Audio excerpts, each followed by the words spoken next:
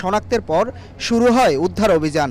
দুর্ঘটনার প্রায় 11 ঘন্টা পর রাত 9:30টার দিকে নৌবাহিনীর উদ্ধারকারী জাহাজ বলবানের মাধ্যমে কর্ণফুলী নদী থেকে টেনে তোলা হয় প্রশিক্ষণ বিমানটি।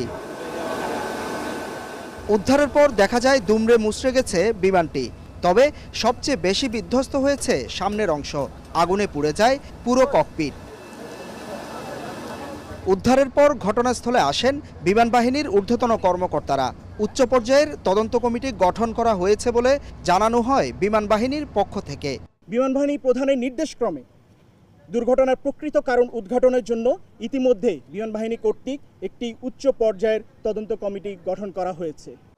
উদ্ধারের পর বিধ্বস্ত বিমানটি পতেঙ্গা কন্টেইনার টার্মিনালের জেটিতে নেওয়া হয়, হস্তান্তর করা হয় বিমান বাহিনীর কাছে।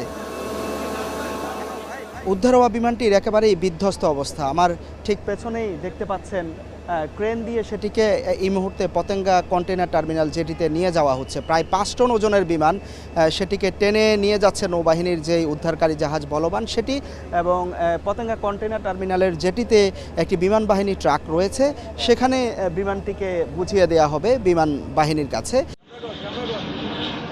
এর আগে যান্ত্রিক ত্রুটির কারণে আকাশে উড়ন্ত অবস্থায় আগুন লেগে যায় বিমান বাহিনীর প্রশিক্ষণ বিমান YAK-130-এ।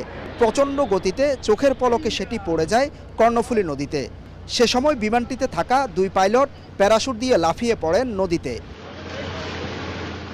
ঘটনার পরপরই উদ্ধার কাজে যোগ দেন নৌবাহিনী, বিমান বাহিনী, কোস্টগার্ড, ডুবুরি দল ও ফায়ার সার্ভিস। তবে মাঝিমাল্লারা 2 পাইলটকে তার আগেই উদ্ধার করে হস্তান্তর করেন নৌবাহিনীর কাছে।